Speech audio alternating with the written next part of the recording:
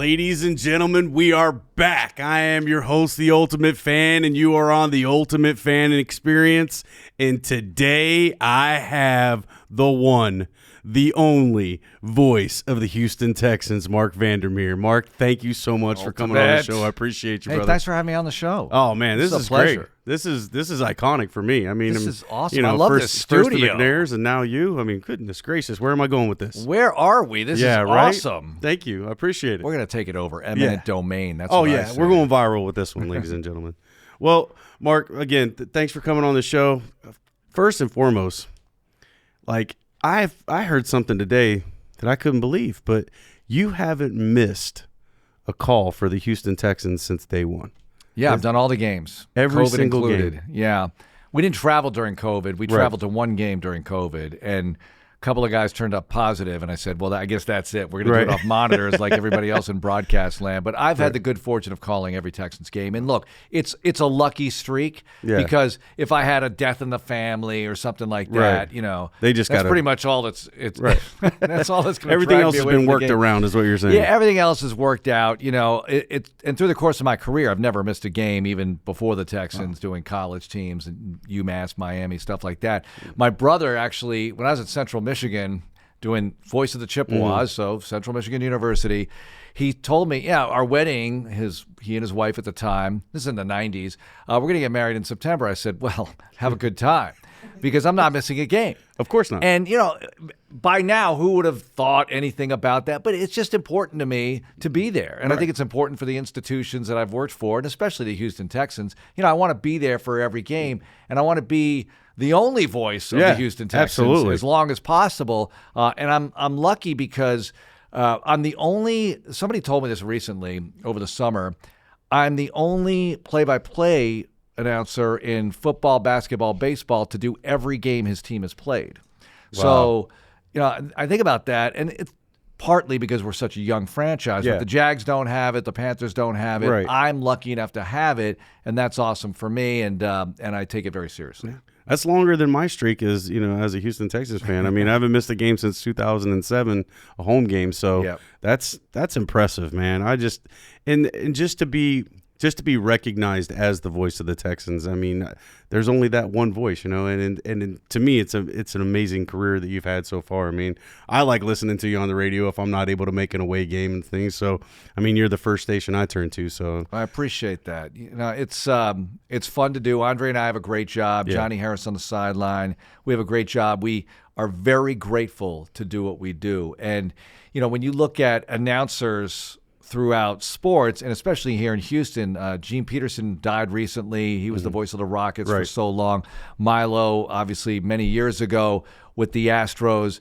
But when I got the job here, Bob McNair told me, you know, we want you to be here forever. We want you to be Milo, but here forever and be the guy. And I said, sounds good to me, because I've only ever wanted to be the voice of a team. I'm not one of these guys I want to do Monday Night Football or whatever. I mean, that's great. Those are great jobs. But there's nothing like being the guy for your team, because you live and die. You ride all the waves. You just go through it with them, and you're part of the community and part of the fan base, and I just love that kind of activity. Right. I mean, and you're also the VP of broadcasting and for the Texans as far as that goes. But like your responsibilities, how is that your day to day? What is your day to day like? I mean, you're the voice of the Texans game day, but it's not just that. I know. I'm sure it's an entailed job that you have. Well, we have a lot of content that we create, as you know. And when I first got the job here in 2002, I worked for Sports Radio 610 and did the games for the Texans. And it was a mutual hire kind of thing, because 610 needed a host who was going to do the games. Right. And that's hard to find. So I could do talk shows and broadcast games, and I chased this job down with a vengeance. And I did that for the first 10 years. I was doing drive time radio and broadcasting games, and that was pretty much it. Yeah. But I have a business background in sports broadcasting. I've sold advertising. That's how I started in this business. Okay. I kind of went the opposite of what a lot of people do. A lot of people start on the air, then they realize, you know what, I'm going to make more money in sales, and they go into sales. But I started in sales, but I had a burning desire to be on the air. So I made that happen. It's a long story. But when the Texans took over all the radio rights, and we're still on Sports Radio 610, but they took over all the radio rights in 2012, I joined the team, and started a radio broadcast department. A year later, we started a TV department, and I was able to run all of those for the Houston Texans organization as eventually vice president of broadcasting. And things have evolved. I'm still vice president of broadcasting. I used to have social and digital reporting to me when we were, it was a little bit of a smaller operation. I remember 10 years ago, let's post something on Twitter. And it was, all right, let's do a post. Now it's a whole department with analytics, metrics. Exactly. I mean, we put a lot of work into that, as you know, and they do a tremendous job. So we've kind of separated off the TV, radio, and that stuff is separate. So you don't clear off every reel that they want to post now. I'll tell you what, when you're doing that social digital media stuff, you can't sleep. Yeah. Because you're wondering, do I have the right check my Twitter. What did I say? Did I say something wrong on that? Let's cut it and edit this and try it again, right? Yeah, and you got to be plugged into everything in such a different way. The business has changed so much. It has. I mean, here you look 10 years ago. I mean, who would have thought? Yeah, who would have thought I would actually have a show saying these things and have my own podcast? I would have never even dreamt it. But yet here you are, like the ultimate Johnny Carson. Yeah, there you go. Jimmy Fallon. What other reference can I make? Oh, I'll just take the ultimate fan. I don't need all those guys. Those guys are way better than I am. But, as far as, I hate even getting into this a little bit, but the game. Okay. We just got back from Minnesota. Yeah. We just had our literally butts handed to us. Mm-hmm. What was your take from the game? What do you feel I think, needs to happen? Well, you were there too. I think course. you know that you've seen enough of these where you're going to get a stinker every now and then. And the key is to not have back-to-back or have it compound. You want to nip this in the bud, the mistakes they made, the penalties, just lack of physical presence on offense, I really felt. They want to be physically dominant running the football. And I know they don't have Mixon and Dameon Pierce in this one, but I like Cam, and I think that they can run the ball better than they did. And they didn't run it well, so they're going to have to address those things. One thing about being in the building every day that is really cool is on a Monday after a game, whether it's win or lose, they get back to it so fast. The coaches have no choice. You got to jump right back into the next week because otherwise you're going to get your butt beat. Whether you're winning or losing or whatever, you can't just show up and roll the ball out. As you know, they do a ton of work to get ready for the next one. And sure, everybody's happy coming off a win, happier, but. Get a couple extra days, get a couple little bit of rest or whatever. You feel like it, Sometimes later in the season, the coach will give the players a little more time off. It's a long season. But early in the season, D'Amico Rod's not giving them time off, win or lose. He wants them back to work. Let's go. Let's be physical. Absolutely. Let's be who. He wants the team to play like he did. Yeah. And sometimes that's asking a lot because he was so intense, so smart, so great at his job on the field. And anything he asks them to do, well, he's not doing anything that he's not asking them to do something he wouldn't do himself. In fact, he's probably in the weight room every day. You've seen him. The guy's just so buffed up. Absolutely. So what a power of example. Yeah. Now, and I feel like the players after a performance like that have to feel like, oh man, we let D'Amico down. Yeah. I know I would feel like that because to me, when D'Amico Ryans was hired, it galvanized everything. It just, the McNairs, Nick Caserio, everything they've been working on. This is the perfect guy to make it happen on the field. Yeah. And I think that he has that effect on people. You don't want to let him down. Yeah. I want to do my job better because of him, because of everybody, really. But he adds to that, and he creates that kind of inspiring atmosphere. So to see a performance like that, I didn't expect it. Yeah. I thought, all right, you're going to lose some games. I mean, I'm not expecting 17-0, but I'm expecting them to play better than they did, and we'll see how they deal with it. We'll see how they address it. I would even have taken the thing that the boys from up north did yesterday. I mean, they fought all the way back, didn't win the game, but they put up a fight. Yeah, and things like that. And well, Texans had their chances. Yeah, and absolutely. they just every time something good happened, another bad thing would happen. You get the touchdown, and then the kickoff goes out of bounds, so they have it at the 40. Have you ever seen 4 penalties like that back to back to back to back? Well, yeah, you had the ball. How about this? You had the ball at their 25-yard line, chance to at least get a field goal, 3rd and 4, whatever it was, 3rd and 4. Now, chance to at least get a field goal. Instead of getting the field goal up or preferably a touchdown, you're eventually punting. Yeah. And they get it at the 20 because you can't down it inside the 10. So you couldn't even pin them deep there. So basically, you're at the 25, and now they're at the 20. It's like a turnover, that whole sequence of events. So you can't have that stuff happen time and time again and overcome it. No team can do that. But you still saw Stroud still throws such a beautiful ball. He does. You still saw what they can do, and they got to put all those good things together, package them up, chop out the bad, and then take on the Jags, and let's get going. If they go 3-1, that is their best start since 2016. Yeah. It's one of their best starts ever. Right. So let's go. I mean, and as a fan, watching the guys walk out, a few of the guys had their heads down, man. I'm yelling at them like, hey, let's go. We're still good.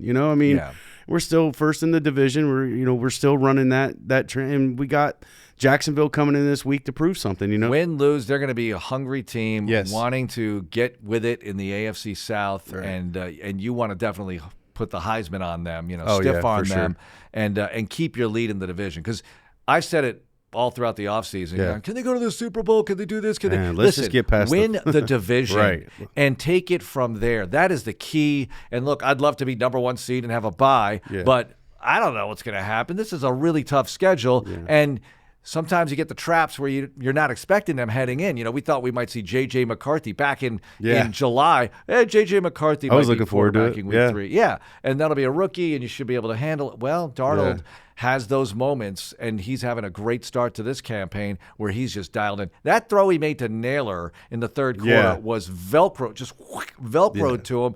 And look, you think you have coverage, he breaks it down, whatever. We all saw what happened. It's one game. Yeah. You got to make sure it's only one game, and you move on with a win. And then even when Hunter made that tackle on Darnold and wrapped him up around or hit him late. I mean, everybody said late. I mean, it came in a little late, but it was low. But man, the boos went. Man, I felt bad for a minute, man, because those boos just came tumbling out. And then one play later, man, the crowd just erupted when Sam Darnold. When he came back in. Now he's their hero. But think about this. I said it on the broadcast. If you heard the headline, former Viking gets booed in his return, you would think it was Diggs. Yeah, Diggs. But it was Daniel Hunter, Mr. Wonderful, Mr. Gentleman. Not that Diggs is not a gentleman. Right. And I didn't think Diggs would get booed anyway because Diggs participated in the greatest play in Minnesota history in the Miracle with Case Keenum throwing the ball. Absolutely. And look, they appreciate that. Yeah. And besides, now they have Justin Jefferson. Mm-hmm. It's like the Texans. Now we have C.J. Stroud as opposed to another quarterback that used to play for the Texans that shall remain nameless. Yeah, absolutely. But, and on his – when Stephon came out to the last entry, he kind of stood there at the entry of the tunnel where they go in, and the crowd, they clapped. And it was really a cool moment for them.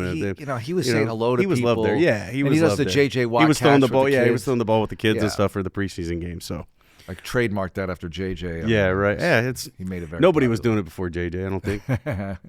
I thought that this would be an awesome thing where we would actually put a video up, and we want you to call what you're seeing on the field. Just give us a live broadcast of Marc Vandermeer, the voice, giving out these these are Texans plays. Texans plays, yeah. All right, here we go. Jags last year.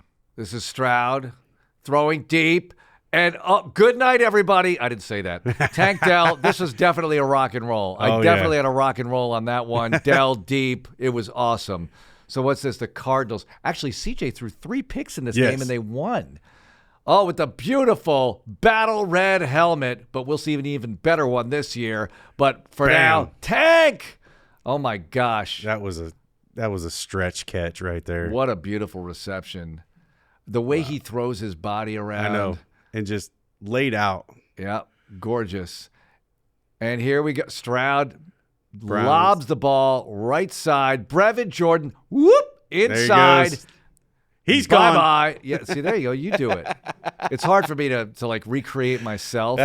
And, when you're calling a play, you're just hanging in there you're trying to get it right. Right. But that would be Chris Berman-like, wouldn't it? Right. All right, so this is the Bucs. Oh, is this what we think it is? Oh, this is... Is this the end of the game? This is it right here. Tank down, back of the end zone.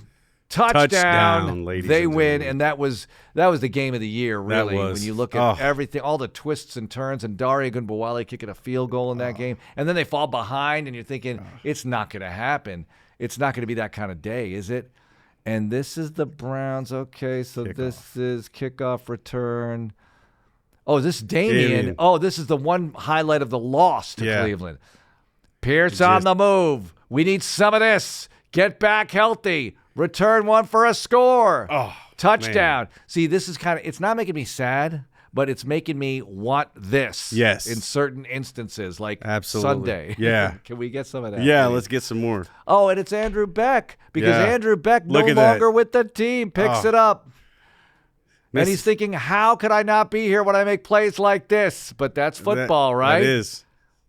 One more to beat. Johnny Done. Harris calls this the play of the year from 2023 because it kind of turned everything around. It was week 3. That was your first win. Right. The Jags were threatening, and then you put the lights out on them with that play. It was awesome.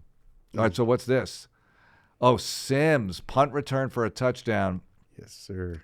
You know, in the preseason, a lot of people were speculating he's not going to be on the team. I thought, are you kidding? Right. He could do this. Look at this. Return a punt for a touchdown. Oh, look at the high step in. Didn't Dion play there among 17 other teams? Yes. See? Sims, I love it. Local guy, making the move. And excellent. That put us back in the game right there. It did. It put us right back in the game. And look, tied 10-10 at the half. I'm walking around at the half, and I thought, we kind of got them right where we want them in that. I just feel like they could have done it in the second half, but you couldn't stop the run, and we all know what happened. It just didn't go well. Lamar did Lamar things. Oh, is this Flacco? And he's about to throw. Oh, look at that lollipop. Hello. Steven Nelson. And he's wondering, why am I not on the team if I make it? Just kidding. Just kidding. It happens. It's football. It's football, right? It's football. I need to go do some farming. And that's what happens. That was got a man. farm north of Houston. And what's this one? Oh, this Colts. Oh, this is the opening play of the game, isn't it? Nico. Yeah, CJ stepping up beautifully. Look at what this. a seed. And Nico's so strong. You're not going to bring him down with his ankle. Man. I was standing right next to Andre Johnson when that happened, and he was like, wow. Nico told us that he knew Wednesday they were going to open the game with this play. Really? Yeah, Wednesday of that week. So I definitely want to see some more of that. Oh, and I thought I was sure we were going to see it. And when that ball got tipped and then intercepted right off the bat. Well, how about they go to the first play of the game? It's a nice catch, but it's called back because of the holding penalty. Yes. That's too bad. So I've got 2 more here. And these next 2, we have you pretty much calling it. Right. You hear your voice coming on there, and we're going to cut it. And you can either come up with something new or finish the line.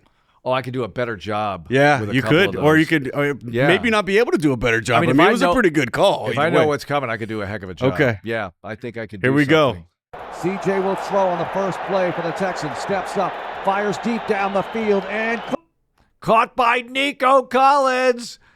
Rock and roll. I know I said rock and roll. Listen, this was a good call. Yes. I can't improve on that No, one. you can't.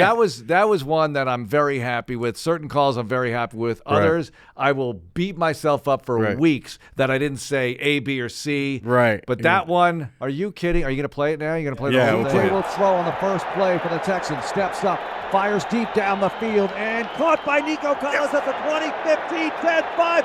Rock and roll. There it is. Touchdown, Houston. 75 yards on the opening play. Yeah, I'm not going to change that. And Yeah, you hear you can't. Andre's little yes. Yes. You know, it's awesome to hear Yeah. Andre, just a little interjection there, Right. sweetening the deal. And I love Nico Collins. I love the guys who came around in like 2021 and 2020, and especially 2021, that class, you know, it was a really clunky training camp with know who's still around, and to see a guy like Nico Collins get the deal, and Davis Mills still here. I like those guys being on the team. Brev, I like those guys being around. Yeah, me too.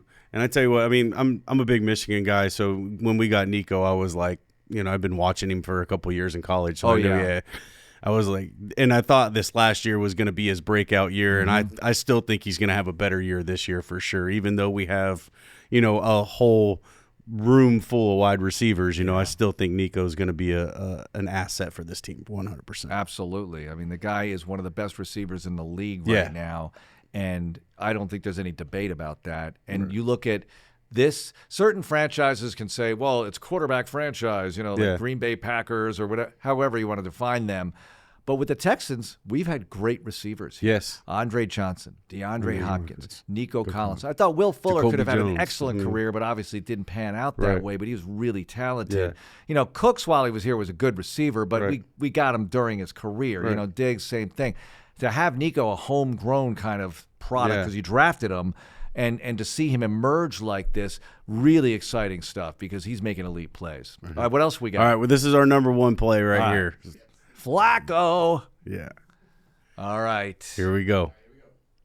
Here's Flacco getting the snap. Here's some pressure by Barnett, and Flacco releases just in time. It's picked up by Steven Nelson.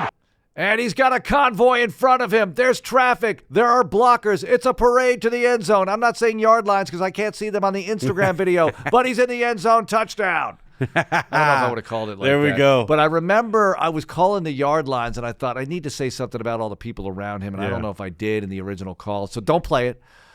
Because that is actually one that I wish I called a little bit better. I got the job done. Yeah. Don't get me wrong. But absolutely. Those are the moments where you're thinking, okay. And the beauty, the fun to me of what I do is it's live. It's a live thing. Yeah. You don't know what's You going don't to get happen. to take it back. And you don't get to take it back, and you make it up. It's like jamming with a jazz band, right? You know, where it's free form, and you're just getting out the saxophone, and whatever comes out comes out. You know? It's not we've rehearsed all this. You know, have you ever done any theater or anything like that? I've never done theater. So you know, I used to do theater in high school a little bit as a younger adult, and the thing that always struck me about theater is, hey, the great ending is built into this thing. Like, it's not like a sporting event where we hope it ends well. Right. This sucker is going to end great because it's written in the script. Just like concerts. You know, you go see U2, they're undefeated. Right. Taylor Swift, undefeated. Every night she's going to win because it's all built into the system. Exactly. Sports, we hope for the best. Sometimes it doesn't go well, like Minnesota. Sometimes it goes amazingly well, like that night against the Browns in the playoffs. That was awesome.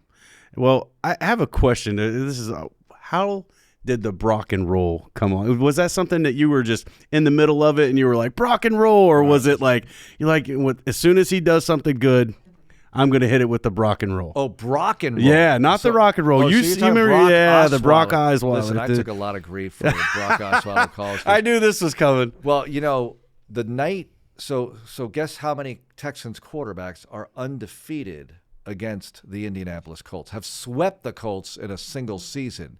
One. And that would be Brock Osweiler, because of the Sunday night comeback win, and then later in the season with their they were on the ropes. Right. The Texans had lost 3 in a row. They lost Mexico to the Raiders, Chargers, and then Packers.